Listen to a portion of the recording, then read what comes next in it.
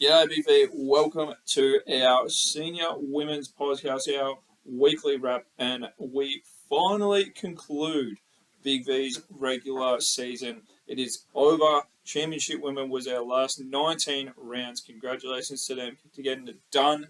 There was quite a few important games here, some unfortunate ends to players and team seasons, but we'll get stuck straight into it because we've got McKinnon and Wyndham, who versed each other on the weekend just gone, and now they're going to come up against each other in a 3-game series here for the finals. So it's a 1v4, and hopefully for McKinnon, this is not the outcome they see for these next 2 to possibly 3 games, because Wyndham got it done 102 to 83 mark.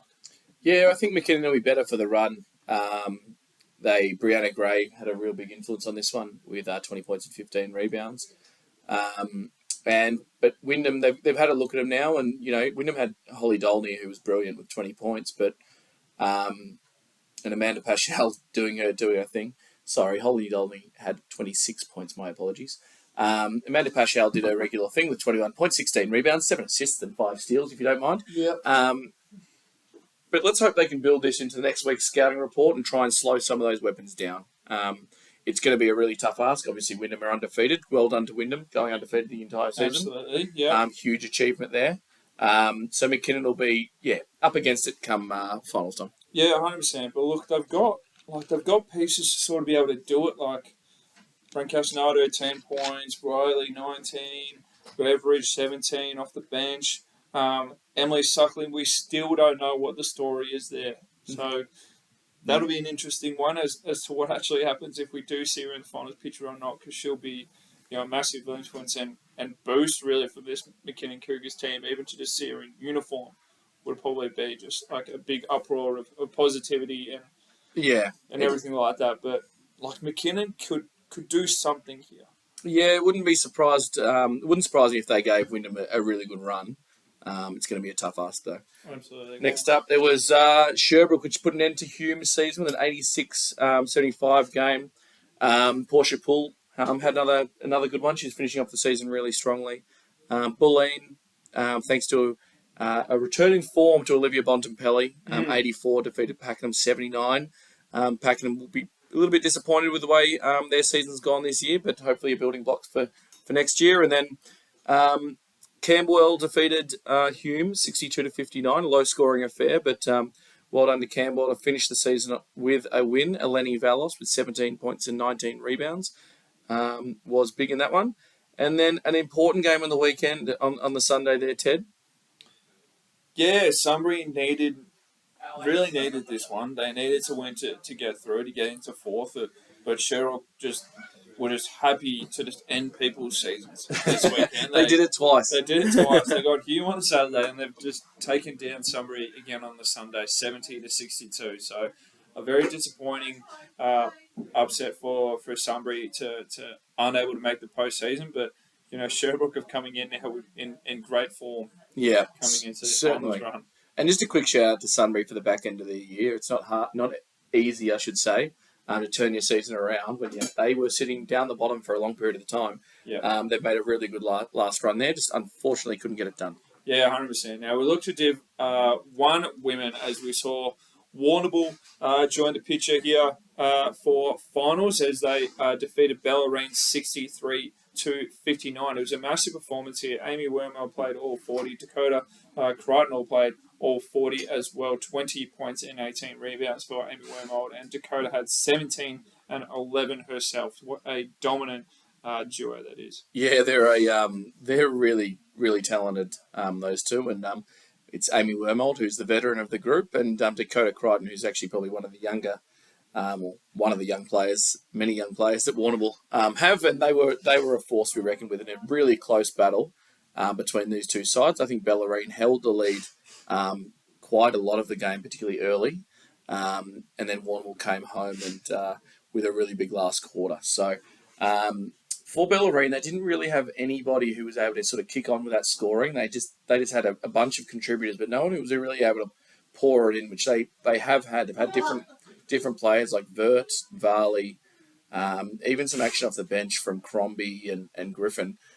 They couldn't quite get it going completely in this one. Yeah, not quite, not quite. Now we move on to our other one with Mildura hosting Western Port. Mildura had a double header here, but they went 0-2 up there, unfortunately, at the Hot House. They lost 57 to 80 here to the Steelers. So Western Port, congratulations, they will progress. They will now take on Bellarine this coming weekend. But this Mildura team just couldn't get it done, could they? Vanessa Powell 0 of 12 from the field. Tyra Johnson had just the 12.4 of 18 from the field. It just wasn't their night, was it, Mark?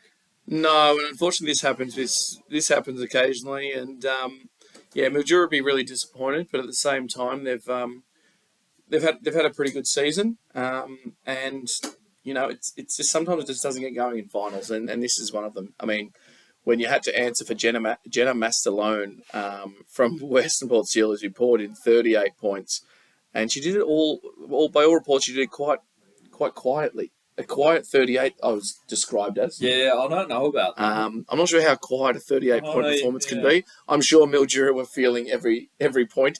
But no, she was brilliant with 38, really efficient too at 63% from the field. And then it's Rachel Winters. She's built for finals, 16 points, 8 rebounds, 4 steals.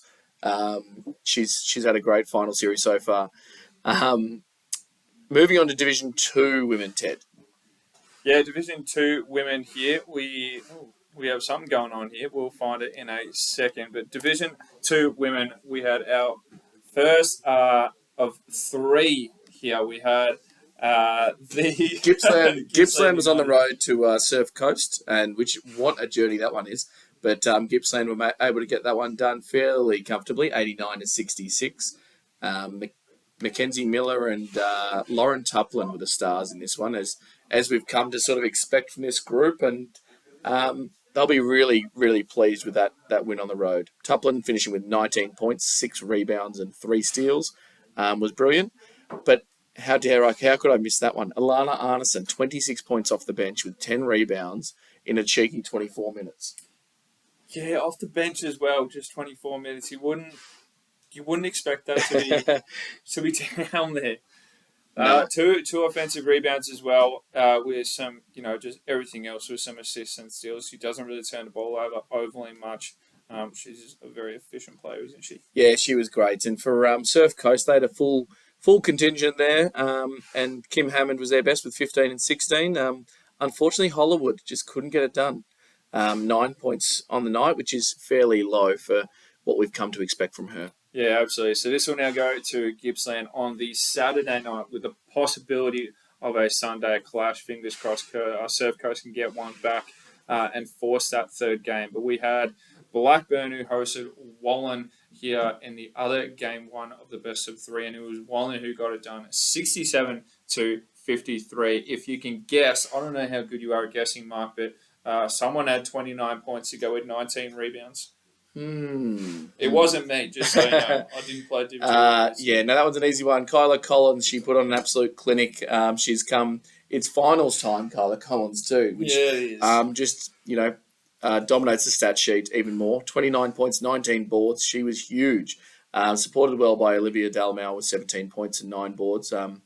It just seems like Blackburn were really struggling offensively against Wallen. They couldn't get much going, and it was leading to some easy buckets for Wallen down the other end. But the interesting thing there is it changed after half time. They were able to slow down the Panthers' scoring a little bit and make it a little bit more competitive. So I wonder whether that's going to carry over into the game 2 of the series. Yeah, it could. I think Scout will be very, very important this weekend. The training sessions that they have, they'll have to target specific actions or concepts that the Wallen went through and flourished in the first half, I guess, and find ways to slow it down. It'll be very interesting. What would you do with your offense there, Ted? Be quick. We don't run out of time. What would you do with your offense if you're Blackburn? How do you get things going? I would have to force some turnovers. I'll be very aggressive on the ball and then the gaps and trying to generate my offense through defense to get some early steals, get on glass, get running. I think that's a pretty good plan. Yeah, that'll be it for us. Senior women, we have finals right here. Keep it locked. We'll speak to you soon.